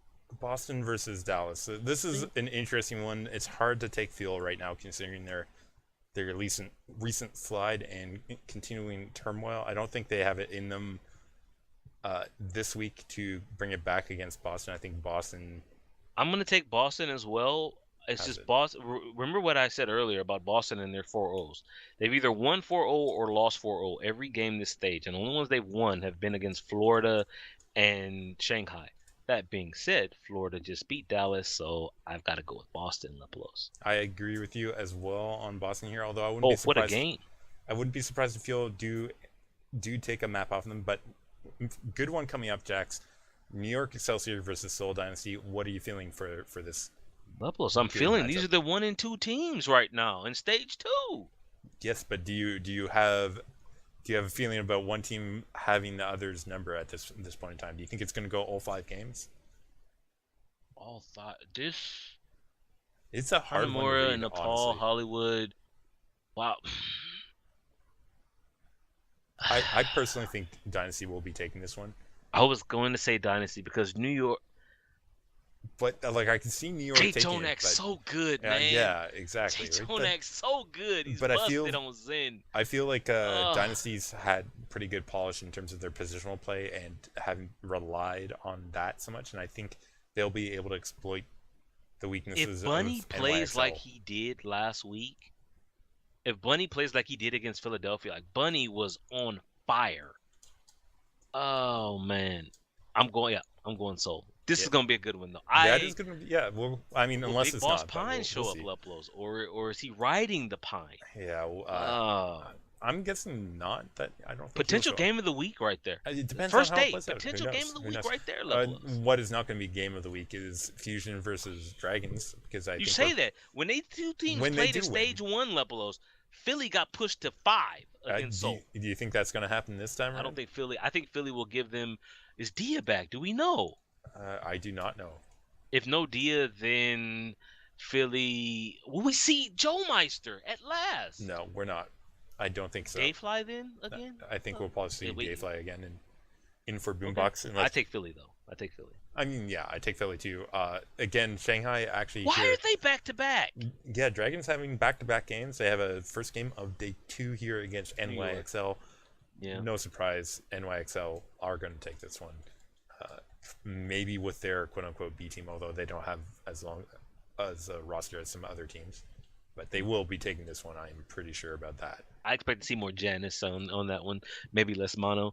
Or maybe we'll see Mono go to support for Arc like we did that one week. He was injured. The next game, Lepelos, day 2, stage 3, stage 2, day. Oh my goodness, stage 2, week 4, day 2. Is that right? Stage 2, week 4, day 2. Season 1. I take the Valiant over the Mayhem. I mean, Mayhem on Florida. They're on a winning streak. Florida's on a winning streak of 1 game. No, I can't. I have serious doubts about the Valiant, but against Florida, yeah, okay. They need to close that out. But shields up. Shields up. First game of the week, Jax. I am not surprised here that if the DP people, I'm taking the Gladiator. However, if Asher and Hydration and Surefour decide to go on vacation, then do not be surprised if Houston wins. Do not be surprised. You know, God, but I know we have to be different sometimes, otherwise this is going to be boring. This is one where we're going to differ on.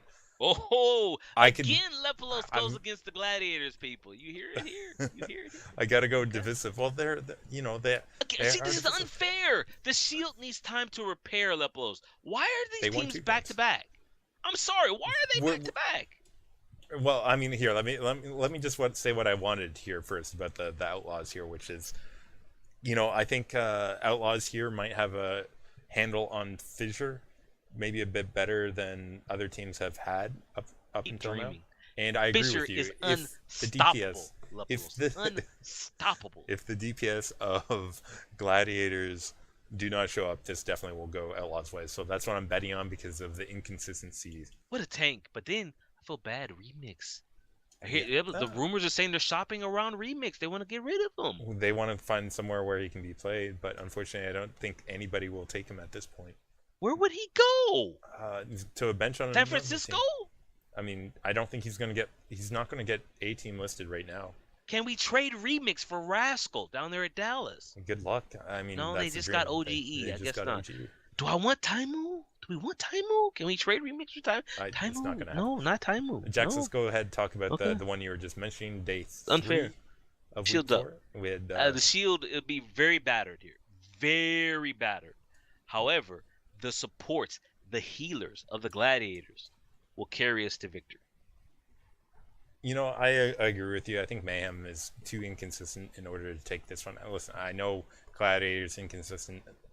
I think even with sleeping DPS, Fissure is going to rock Mayhem back enough. How good is Fissure, man? See, people want to give it to Fleta or Jay Jonak, but if he can carry the Gladiators to a playoff spot, Lepelos, I might have to look at Fissure for the MVP. I would too. Putting bias aside, he has revolution. This team is completely different. Completely different. Day 3, game 2, Spitfire versus Shock. Not a surprise for me, Spitfire over Shock here. Are you? Oh no, I'm taking Spitfire. I was looking ahead to that next one. Yeah, this one. I'm looking for a coin to flip. so I Yeah, have some idea. this is gonna hard one to pick. It's Valiant versus Uprising for Game 3 of Day 3, Ooh, I don't and like either one of these teams right now. Um, I'm going to say here that I mean Valiant will have had practice against see, I was Mayhem. gonna say Uprising. Valiant. You're gonna take Valiant. I was gonna say Valiant. I mean, like I'm thinking soon we'll probably have a I good don't game like here. Boston. I, You know what? Boston is playing as they're playing now how we expected them to start the Yeah, season. exactly. And it's hard to pick them when I'm seeing like poor performance now out of Dream Casper and out of I mean It's not. they Is it haven't poor even from run Striker or is Striker just kind of quiet? Yeah, Striker's a bit quiet. They've been using mistakes, although he hasn't been making that much of an impact. So it's hard to go with them, and I am going to pick Valiant here because Okay, that's double exactly Valiant, double Valiant. Oh, what a game! What? Who made the schedule that Seoul has to play New York and London in the same week? right. It's definitely going to be an interesting week for them as they have two Oh major opponents boy, to face here. But this is. you If know, they didn't have to play New York, I would say Seoul. The Seoul is playing very well right now. I'm but gonna take London. you are taking I Spitfires here. I think wait. You're taking Spectre? no, I thought for sure you were gonna take Seoul. I am going to take Soul on this one Okay. because I think there's going to be enough downtime between Okay. the games in order to get themselves prepared for Do we the know who's Spitfires. coaching at London now? Have they replaced Coach Bishop? Or are they just using the other assistant coaches they have? Or it's Honestly, now I don't know. coached I by don't know their committee? structure well enough to Oh comment on that one. man, see, I don't like replacing a head coach like that in the middle of season. Middle of the season. Jax, It's we have a couple games to close out though on day 4. We have Shock versus Houston. I'll take Houston. I don't because I take Houston because I just know me. I already spoke about San Francisco, and I too many things there I don't like. And while I don't like some things about Houston, there are things I do like. What I do like, I like more than I like about San Francisco. So I'm using the word like a lot, and I like Houston to beat San Francisco. I agree with you. Houston will have the shock again. I said Houston will have Gladiators because they'll be able to deal with the tank play. This could be the week that changes my perception of San Francisco. They need to If show they up can here. play London, they don't have to beat London. If they can play London close competitively, okay. If they can beat Houston, San Francisco Shock fans, I might sit up and take a harder look at that team. But right now, I have question marks, a lot more question marks than I have check marks. And Jax, speaking of question marks, we have Fuel versus Fusion, both teams Fusion. with question marks. I Dallas. did not. I'm sorry. Wait long for I that gave answer. Dallas last week. I gave that. Remember how I said I'll take notice of San Francisco. Well, Dallas fans, you're on notice because last week I gave them a chance. I picked them twice, Lepelos, and they crumbled. And Fusion, as iffy as they are, I think Fusion beat them unless they play Dayfly instead of Boombox. At which point anything can happen. But I take Fusion here over Dallas. Yeah, I have to agree with you as well. I mean, you cannot say with Fuel's recent performance that you're feeling great about them. I can't. I've, in fact, already posted that into our Discord because I Excellent. was so disappointed with the Fuel's performance lately. Jax, those are our predictions for Week 4. That's where we're sitting at. Number of games where we predicted the same things. There was, 2 differences again this week only? Shields up. Shields up, Lepelos. Again, I go against your Gladiators. I might be proven wrong yet again. And the Spitfire Dynasty game also going to be interesting. But Jax, I know we picked the same for the Excel versus Dynasty game. I know we both picked Dynasty there. Yeah. Really good games this week to pay attention okay. I'm two things from that game. I'm looking for New York to find a way to shut down Fleta. I'm looking for Seoul to slow down Jay Jonak. Yeah. Lebelos, he's on fire right now. Yeah. And no one has found a way to deal with the Zen outside of just nerfing Zen because he's overpowered. I do want to say for the Gladiators, somewhat of a big week. You'll say last week was a big week with the win over London. That was a huge upset. But now we're at the point where we're looking for consistency. Because Gladiators very rarely win both games in a week. They did it. Here we are, Houston and Florida. These should be wins. If they're consistent, they should be wins. Yeah. And that's part of the reason why I know you didn't feel comfortable picking them over the Houston Outlaws because the Gladiators are not a consistent team. Their DPS are not consistent. If they want to change Lepelos' mind, this is their week. Just like for me, San Francisco. If San Francisco wants to change my mind, this is a big week for them. You're right on both those accounts. I can't think of anything better to summarize my feelings about Gladiators right now. Warshock. And that really brings us to an end of this week's podcast, Jack. So, if you guys are out listening, you guys can reach us out on Twitter. We are at OW Rundown on Twitter. People tweet at us. Every day I check the Twitter. I'm like, my notifications. Nothing. Feels bad. It feels bad. I don't know. Twitter just fills up with a whole bunch of other people liking things. I need to figure out. I used to have it so I didn't get so and so liked so and so's status, but now they just seem to be flooding me with that. Guys, if you want to be flooded with us, make sure you follow us at OW Rundown, where we post a little bit every now and then. Make sure you come by our Discord. The link is right there on the Twitter page too. It's pinned right at the top. Click that. Join the Discord. Lepelos and I talk about a lot of the drama that we avoid on the podcast. Although our intro today had a lot of drama. Yeah, a lot of the drama that we skip is we don't skip it on the Discord. We talk about it. We talk about everything Overwatch related on the Discord. Everything. Yeah. No holding back there, guys. If you're interested in learning more about what we're discussing, make sure you join that. If you need to contact us directly or want to tweet at us individually, you can reach me at Lepelos on Twitter, and Jax is at Jax_Blake on Twitter. Yeah. I believe that's pretty YouTube. Much it. If they Google, YouTube Lepelos, they can watch the podcast there.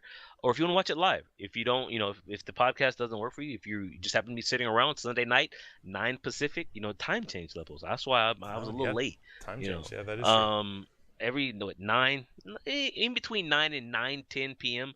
on Sunday nights, we broadcast the podcast live, twitch.tv/Lepelos. Stop by, hang out in the chat. You can see Toasty Lock put up the clocks to remind us we're taking too long. Speaking of which, Lepelos is probably playing the outro music right this moment because we're done. Episode 77.